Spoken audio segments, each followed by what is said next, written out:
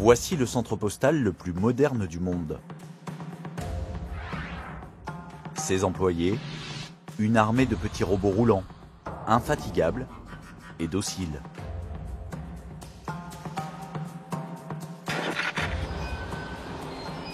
C'est l'avenir du tri postal. Nous sommes chez STO Express, numéro 3 du courrier en Chine.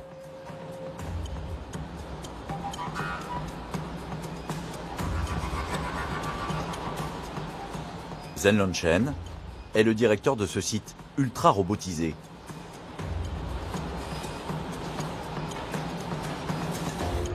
Pour le dispatching, nous sommes les meilleurs au monde. En 5 minutes, notre ordinateur traite l'équivalent d'une journée de trafic aérien de l'aéroport de Pékin. Pour résumer simplement, c'est un peu comme si la plateforme était un pays et que les trous étaient des villes. Par exemple, ce colis va à Pékin et le trou pour Pékin, c'est celui-ci.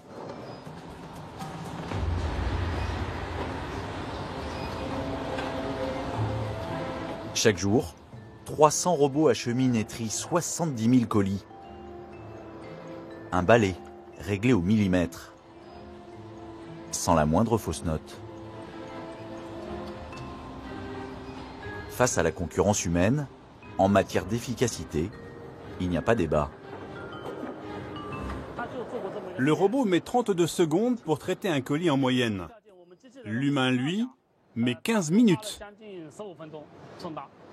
On ne peut pas comparer un humain et un robot. C'est incomparable. À quelques mètres, une partie de l'usine n'a pas encore été robotisée. Une efficacité toute relative qui a conduit Zhen Longchen à laisser aux humains les tâches les plus basiques.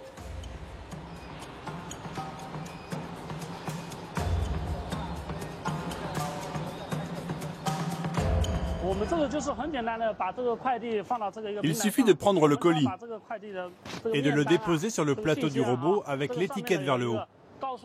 Juste au-dessus, il y a des capteurs et une caméra ultra rapide qui scanne l'adresse de destination. C'est tellement simple que même un enfant pourrait faire ce travail. C'est par où le problème? Et même lorsque les robots bug à cause d'interférences, il ne faut que quelques secondes pour corriger le problème.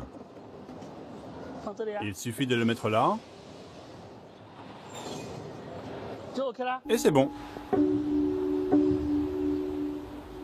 Le système a été mis en place en 2016 dans 4 des 7 plateformes du groupe. À chaque fois, la société a supprimé les 3/4 de ses employés. Il n'en reste qu'une dizaine sur la plateforme.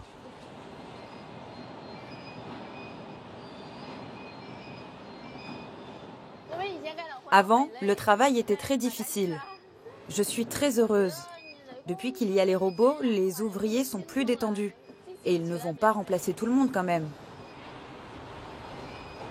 De l'autre côté, Zhen Longchen est un peu moins optimiste. Avec le concepteur, nous avons établi un planning. D'ici 3 ans, il n'y aura plus aucun employé humain. En réalité, les robots semblent avoir déjà gagné la partie. Ces derniers mois, leurs progrès ont été fulgurants. Désormais, ils peuvent sauter et courir comme des athlètes de haut niveau. Côté intelligence, ils en viennent même à détrôner l'humain. Le 23 mai 2017, le programme AlphaGo est parvenu à battre à plat de couture le champion du jeu de Go, le jeu le plus compliqué du monde. Certains ont atteint un tel stade d'évolution qu'ils ont même acquis le statut de citoyen, comme ici en Arabie Saoudite. C'est historique d'être le premier robot dans le monde à être reconnu comme citoyen. Aujourd'hui, ils peuvent répondre à tous vos désirs, même les moins catholiques. Est-ce qu'on peut recommencer tout de suite, chérie? Ceux qui auront succombé au péché pourront toujours trouver l'absolution auprès de ce robot prêtre allemand. Que Dieu vous bénisse et vous garde. Aujourd'hui, ils ont conquis le monde du travail. Cuisiniers dans les fast-foods, policiers à Dubaï, chefs d'orchestre à Pise, et bien sûr ouvriers dans les usines. Vous les achetez, Vous les entretenez correctement, ils ne sont pas fatigués, ils n'ont pas de mauvais jours. Ils ne font que travailler. Les intelligences artificielles ne sont plus de la science-fiction. Toujours plus évoluées, elles peuvent désormais apprendre seules. Nous avons construit une machine qui gomme la frontière entre l'humain et la machine. Une nouvelle révolution industrielle est en marche et rien ne semble pouvoir l'arrêter. Les robots vont-ils simplement nous délester des tâches ingrates ou bien vont-ils nous remplacer? Nos sociétés sont-elles préparées à de tels bouleversements? Chronique d'une révolution annoncée.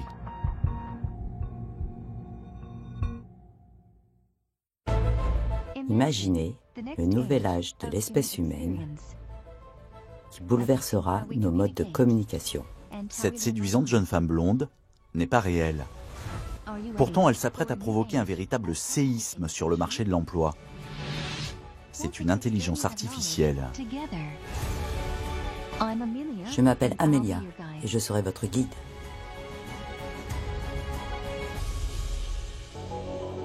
Au sommet de cette tour de New York, siège la société qui a construit cette intelligence artificielle destinée à remplacer les emplois de bureau. Ergunekisi est l'un des créateurs d'Amelia. Bonjour Amelia. Bonjour. La jeune femme me reconnaît. Parlons-en. Ça, c'est le cerveau d'Amelia. Ces petits points bleus, ce n'est pas pour faire joli. Chacun représente des connaissances et des informations cognitives. Si vous lisez quelque chose, est-ce que vous mémorisez les mots? Non, personne ne les mémorise. Ce que vous faites, c'est que vous lisez les mots et vous en extrayez les concepts et fabriquez des relations entre eux. Alors, on va lui poser une question. Qu'est-ce que France 2? Je n'en ai aucune idée. Elle n'en a aucune idée. Pas grave, elle ne l'a pas appris, c'est tout. Comme avec un enfant, Ergunekisi va donner de l'information à Amelia. 10 lignes d'historique sur la chaîne de télévision, piochées sur Internet sans autre indication. Je lui donne et lui dis « Lis, apprends ». Vous allez voir son activité neuronale, l'extraction des concepts. En quelques secondes, le cerveau d'Amelia absorbe les informations et selon Ergunekisi, il établit des liens entre les mots pour saisir le sens de la phrase. Exactement comme le ferait un cerveau humain.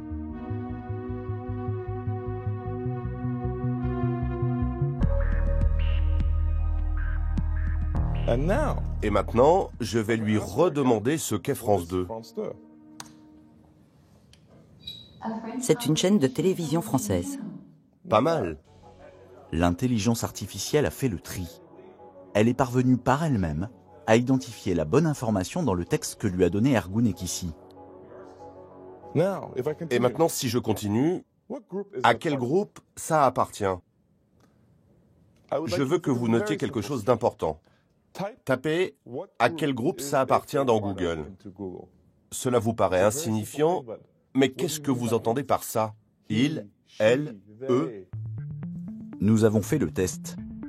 Le moteur de recherche va lire chaque mot séparément, sans vraiment comprendre le sens global de la question.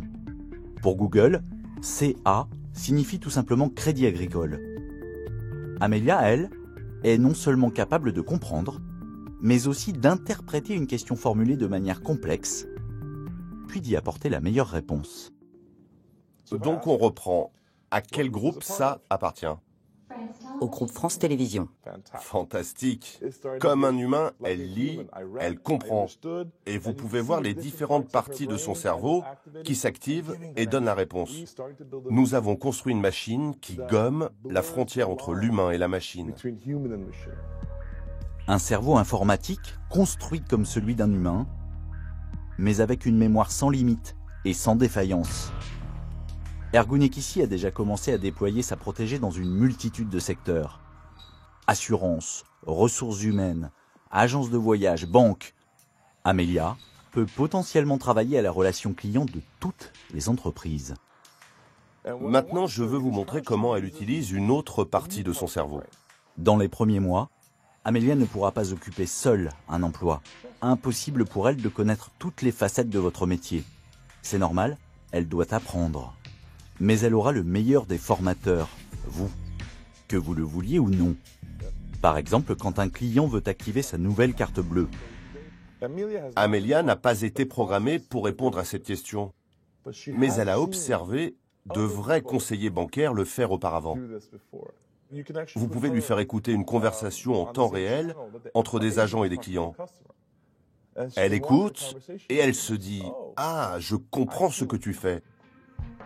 Les champs d'application d'une telle intelligence artificielle sont potentiellement infinis.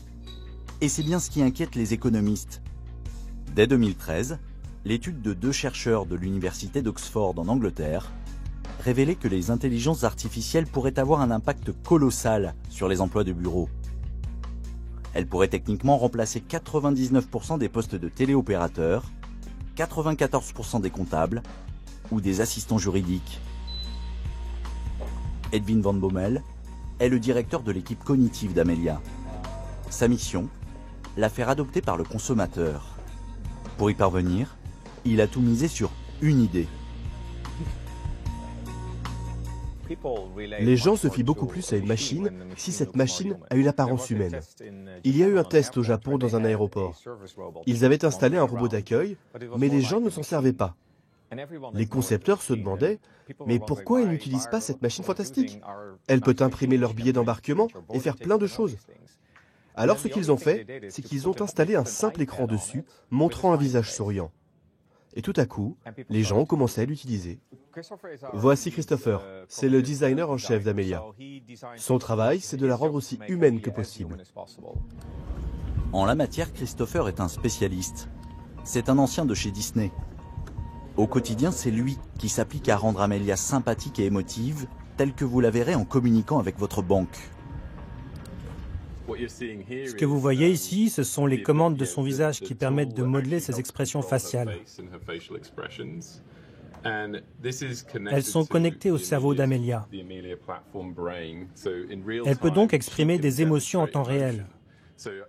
Et cela me donne l'impression qu'elle me comprend, qu'elle me respecte, qu'elle saisit ce que je veux lui dire. Afin de nouer de bonnes relations avec les futurs clients, Christopher tente même de donner à Amelia un trait de caractère indispensable, l'empathie. On travaille également à l'interprétation du visage du client. Pour le moment, Amelia nous comprend par les mots, mais on est en train de développer aussi sa compréhension du langage corporel. Si vous dites « bien sûr », mais que votre visage grimace, c'est que vous êtes ironique. En se basant uniquement sur vos mots, elle pourrait se méprendre. Mais si elle voit votre visage et qu'elle parvient à décrypter votre expression, elle peut vraiment comprendre ce que vous voulez dire. Et elle va calquer ses émotions aux vôtres. Plusieurs intelligences artificielles comme Amelia sont en rodage dans des centaines d'entreprises un peu partout dans le monde. En France, par exemple, plusieurs grandes banques, comme le Crédit Mutuel ou BNP Paribas, ont investi des millions pour acquérir Watson, le concurrent d'Amelia, ici en pleine conversation, sous les traits d'un avatar féminin ultra réaliste. Comment ça va? Je vais bien, merci. Je suis très heureuse d'être ici. Aucune de ces sociétés n'a répondu à nos demandes de tournage. Et pour cause, ces super conseillers virtuels auront un lourd impact. Les concepteurs d'Amelia eux-mêmes estiment que les intelligences artificielles supprimeront 250 millions d'emplois sur la planète d'ici à 2025. Amelia va faire le travail. Et ce que deviendront les gens qu'elle remplace, ce n'est pas notre problème. Notre objectif, c'est qu'Amelia soit la plus efficace possible. Les robots se sont déjà imposés dans le monde de l'industrie. Désormais, avec l'intelligence artificielle, les emplois de service sont à leur tour menacés. Nous partons en Caroline du Nord, à Southport, une petite station balnéaire prisée des baigneurs et des pêcheurs. C'est ici que vit Beverly Clayton, 52 ans. Beverley n'est pas ouvrière, et pourtant elle fait partie des premières vagues d'employés victimes de la robotisation.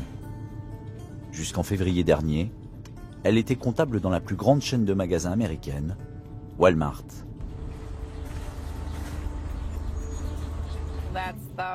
C'est le Walmart dans lequel j'ai travaillé pendant 16 ans.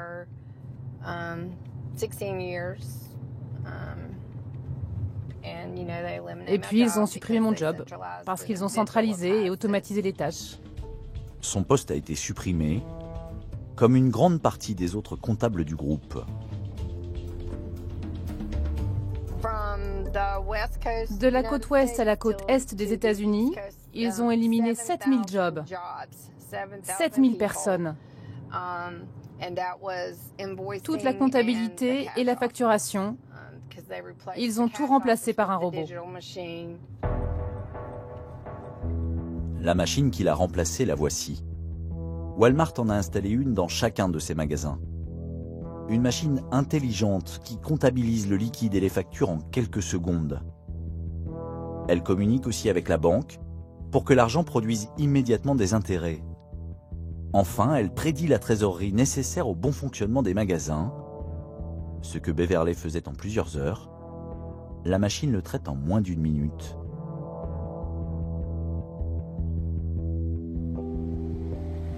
Beverley a retrouvé un travail assez rapidement, un poste de comptable dans une petite entreprise locale. Mais l'arrivée de l'intelligence artificielle lui aura quand même coûté très cher. C'est ma dernière feuille de paie. Avec tous les avantages, je gagnais pas loin de $30 de l'heure. Mais je suis passée de ça à simplement $15 de l'heure. Et je n'ai plus aucun avantage. Plus de sécurité sociale, de retraite, de congés maladie ou de congés payés. Une économie énorme pour Walmart, mais de lourdes conséquences pour les salariés comme Beverley. Vous savez, ici, quand les gens perdent leur travail, ça veut dire qu'ils perdent tout. Vous ne perdez pas seulement votre travail, vous perdez votre maison, votre voiture. Et je me demande combien des 7000 personnes ont subi ça. C'est triste de voir qu'ils ont économisé sur le dos de ces gens. Un déclassement accéléré que Beverley et les 7000 autres comptables étaient loin d'avoir anticipé. Quand je suis arrivée à Walmart, il y a à peu près 15 ans, je me rappelle une femme qui m'a formée, qui était là depuis 20 ans. Elle me disait, ils veulent éliminer la paperasse, tout informatiser, mais on ne le verra jamais. Elle avait tort. Elle était persuadée que ça n'arriverait jamais. Le motif de son licenciement est sans appel. Pénurie de travail. Une formule qu'on risque de lire de plus en plus dans les années à venir, y compris en France. Dans notre pays aussi, les robots gagnent du terrain, en particulier dans le secteur de l'industrie. La petite ville de La Roche-sur-Yon en Vendée abrite le numéro 2 mondial des robots destinés à la plasturgie. 550 employés, 125 millions d'euros de chiffre d'affaires. Bienvenue chez Cepro. Les robots Jean-Michel Renaudot, le patron, aimerait en voir partout. Bonjour messieurs. Bonjour. Ce matin, il a rendez-vous avec des commerciaux d'une des plus grandes marques mondiales de robots domestiques. Ils veulent lui vendre un petit robot d'accueil. Je me présente, je suis votre robot d'accueil. Quand je vais à côté, on voit bien le côté jouet. Pepper, vous l'appelez comme ça. Moi, j'aurais tendance à lui donner un nom plus sympa, du genre Joe le robot, mais finalement, je voudrais mettre ce robot qui a l'air d'un jouet au travail. En matière de robot, Jean-Michel Renaudot est plutôt exigeant. Il veut vérifier si celui-ci est capable d'accueillir ses visiteurs. Et venez avec moi, Caroline, on va y aller à deux. Et donc, on arrive. Donc, Alors, attendez, c'est pas encore lancé. Il est pas lancé. Mais l'entretien d'embauche va tourner court. Alors, mon jeune ami. Bienvenue chez Cepro. Je peux vous présenter nos produits ainsi que nos services, en attendant l'arrivée de votre contact. Je ne le souhaite pas. Alors là, en termes d'interaction, finalement, si je dis que je ne le souhaite pas, il se passe quoi? En fait, il ne se passe pas grand-chose. Ce petit robot a des capacités limitées et ne répond qu'à des situations préprogrammées. Ce robot-là, c'est un nouveau-né, en fait, en matière d'accueil. Il faut tout lui apprendre, en fait. Hein. Donc il faut lui faire son éducation, entre guillemets. Bon. Et peut-être que pour le visiteur aussi. Mignon, mais pas vraiment utile. Tout le contraire de ces robots à lui. Des mastodontes de plusieurs tonnes, qu'ils vendent notamment aux constructeurs automobiles du monde entier. C'est quasiment ce qu'on fait de plus gros. Ça embarque 100 kilos. Ça va être des faces avant de véhicules, ça va être des planches de bord. Finalement, il fait un travail humain. C'est un robot de manutention. Un robot qu'on s'arrache, en particulier de l'autre côté de l'Atlantique, le premier marché de Jean-Michel Renaudot.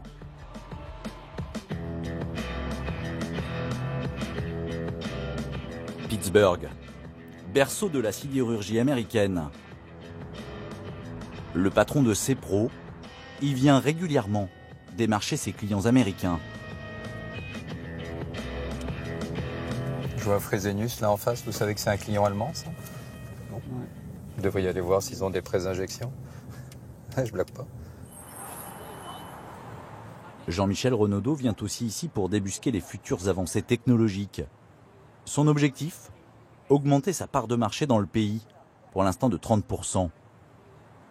Il s'est associé avec l'université la plus prestigieuse dans le domaine de la robotique, Carnegie Mellon. Bonjour David. Bonjour Jean-Michel. Ça fait plaisir de te voir. David Bourne est docteur en robotique depuis 1976. Je vois que vous avez un beau réceptionniste. C'est un robot réceptionniste. Tu peux lui demander tout ce que tu veux. Par exemple, où trouver David Bourne. C'est ce qu'il nous faudrait à CEPRO. Ça serait une super idée. Dans ces laboratoires, des prototypes plus étonnants les uns que les autres. Tous les robots ont ici une application très pratique. Les 800 doctorants du département robotique travaillent pour la défense américaine et une multitude d'entreprises, de Google à Boeing. Tu peux le relancer? Ok, c'est parfait. Il a été utilisé dans des sites nucléaires, mais aussi dans les pyramides de Gizeh en Égypte. Il est très efficace pour la recherche et le sauvetage de personnes. Ce serpent robotique intelligent est capable de repérer et de contourner des obstacles. Il a notamment permis de retrouver des personnes ensevelies lors du dernier tremblement de terre de Mexico en 2017. Je n'ai pas peur, ce n'est qu'une machine. Là, je trouve que c'est un peu fort. It's a bit strong if you don't mind. Tu crois que ce concept pourrait nous être utile? Oui, bien sûr. Ça t'intéresse? Pour l'année prochaine, peut-être? Non, c'est plutôt du long terme. Je peux vous prendre en photo? C'est le magasin de jouets, c'est la boîte à idées, et puis c'est surtout se dire que c'est possible.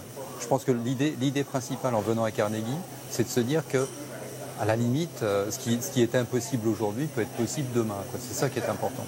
Et surtout, pour moi, ce qui m'intéresse, c'est si c'est possible demain, ça va faire du business, parce qu'on est quand même là pour ça. Durant sa semaine américaine, Jean-Michel a prévu de rencontrer certains de ses plus gros clients. 450 km plus au nord, Détroit, dans le Michigan.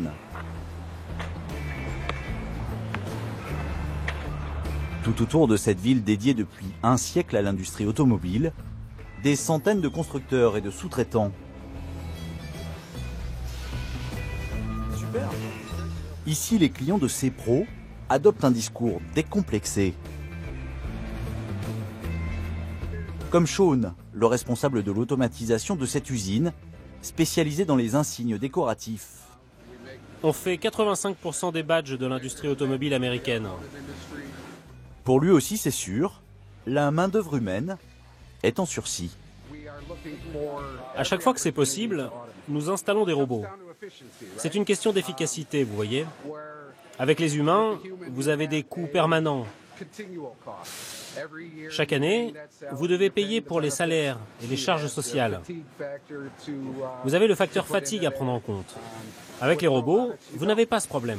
Vous les achetez, vous les entretenez correctement, ils ne sont pas fatigués, ils n'ont pas de mauvais jours. Ils ne font que travailler. Et j'ajouterais bien, on n'a jamais assez de robots. Oui, c'est clair, jamais assez. Jamais assez. Comme chez cet autre client de Jean-Michel Renaudot. Ici, la robotisation a été poussée à l'extrême. On m'a dit que c'était la plus belle usine du secteur. Dans cette usine aussi, ce sont les robots de Jean-Michel qui assurent la manutention. L'entreprise est spécialisée dans les petites pièces plastiques, présentes un peu partout dans les moteurs de nos voitures. Et là vraiment, il n'y a plus aucun employé. Tout est automatisé. Oui. Et le stock de pièces est posé sur des chariots? Oui. Et ce sont quand même des gens qui viennent récupérer les pièces? Oui, ils font une petite vérification et puis ils les mettent dans les étagères. Ici, on peut fonctionner 12 heures sans allumer la lumière. Mais bon, après 12 heures, il faut bien emballer les pièces. Impressionnant. Est-ce que parfois vous vous posez la question de participer à un système qui supprime de l'emploi humain? Est-ce que parfois vous y pensez? C'est évident. C'est évident. On sait bien effectivement que d'un côté, on poursuit quelque chose d'inévitable, c'est d'aller avec le flux technologique, d'aller avec l'économie de la connaissance qui nous pousse toujours plus loin dans le fait de proposer des solutions efficaces, et puis de se poser quand même la question de ce qui se passe pour les gens qui sont inadaptés. Que deviendront ces gens soi-disant inadaptés après leur licenciement? Tous les promoteurs de robots l'assurent, leur arrivée créera au final de nouveaux emplois, bien plus qu'elle n'en détruit. Cette idée était partagée encore récemment par Daron Acemoglu, chercheur au MIT, la prestigieuse école d'ingénieurs de Boston. En 2012, voilà ce qu'il déclarait lorsqu'on l'interviewait sur le sujet. Parfois, les progrès technologiques conduisent à remplacer les ouvriers par des machines. Et quand cela arrive, des ouvriers perdent leur emploi. Et cela pèse sur le marché du travail. Mais nous pensons au final que tout ceci est positif, autant pour les travailleurs que pour la société. Depuis, il a refait ses comptes, en s'appuyant cette fois sur des données chiffrées. Nos résultats sont légèrement plus négatifs. Bien sûr, on n'assiste pas à la disparition de millions d'emplois. Mais ce qui est clair, c'est que sur une période de 20 ans, les créations de nouveaux emplois dans d'autres secteurs de l'économie n'ont pas compensé les destructions liées à l'automatisation. Son étude sur l'impact des robots sur l'emploi est la première du genre. Pour lui, de 1990 à 2007, les robots ont détruit jusqu'à 670 000 emplois américains dans l'industrie. Et les effets ne s'arrêtent pas là. Tout d'abord, les travailleurs qui perdent leur emploi font partie des mieux payés. Donc au moment où ils perdent leur travail, il y a un premier effet négatif. Ça, c'est l'impact direct. Mais encore plus important, c'est l'effet indirect. Désormais, ces chômeurs vont rechercher un autre travail et ils vont mettre une pression à la baisse sur les salaires des autres travailleurs. Du coup, ils sont en concurrence pour ces emplois, alors qu'auparavant, il y avait du travail pour tout le monde. La course à la robotisation s'intensifie année après année. C'est encore plus vrai depuis qu'un pays, premier acteur du commerce mondial, en a fait une stratégie d'État.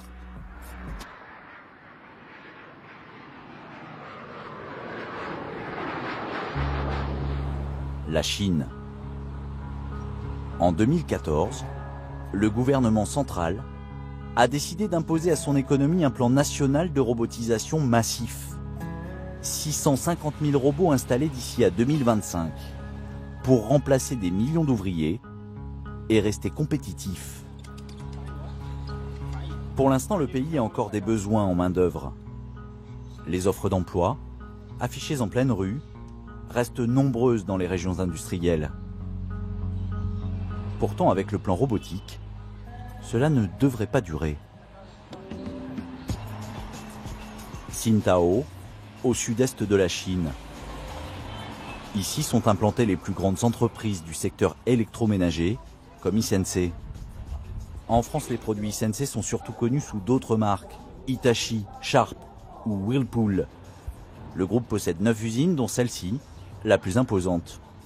5000 personnes y travaillent, presque une ville, avec logement, animation et cantine géante pour les ouvriers. Hisense est une entreprise publique, propriété de la ville de Qingdao, et l'un des fleurons technologiques chinois, avec un chiffre d'affaires de près de 14 milliards d'euros l'année dernière, autant que la Fnac, venteprivée.com et Conforama réunis. Monsieur Li est le directeur de l'usine. Reste là, j'y vais. Depuis 2015, il a mis en place la robotisation souhaitée par les autorités. Les téléviseurs du groupe sont désormais assemblés et vissés en partie par des robots. Ils remplacent les humains dès lors que leur coût est inférieur à 2 années de salaire d'un employé. La robotisation est un souhait très fort des autorités. Ici, tout le monde connaît le plan Robot 2025. Alors nous avons beaucoup de soutien pour effectuer toutes ces transformations. Rien que sur le site de Qingdao, 500 robots ont été installés depuis 2015. Conséquence, sur les 8000 postes que comptait l'usine, 3000 ont été supprimés. Et l'entreprise compte aller encore plus loin.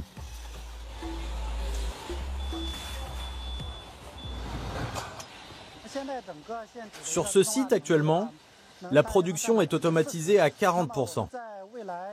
Dans les 2 ou 3 ans à venir, nous espérons arriver à 60%. Plus de 60%, cela signifie 200 à 300 robots en plus. La vague des licenciements ne fait donc que commencer. Et Hisense n'est qu'un exemple parmi des centaines d'autres. À l'origine de ces bouleversements, les mouvements sociaux. Entre 2012 et 2017, les ONG en ont comptabilisé des milliers en Chine. Chacun de ces points rouges représente une grève ou une manifestation d'ouvriers, une nouveauté dans le pays et un traumatisme pour le pouvoir central, obligé de composer avec cette nouvelle grogne. Alors les autorités chinoises ont réagi en misant sur l'automatisation. Comment éviter des mouvements de colère de la part de ces millions d'ouvriers ou même des cols blancs remplacés par la robotique et l'intelligence artificielle? À cette question, la même réponse chez tous nos interlocuteurs. Il faudra les former. Mais les former à quoi? Voilà une question fondamentale. Si vous deviez encourager vos enfants à développer des compétences dans le numérique, la communication ou encore le travail d'équipe, lesquelles devriez-vous choisir? Honnêtement, je ne pense pas que nous connaissions la réponse aujourd'hui.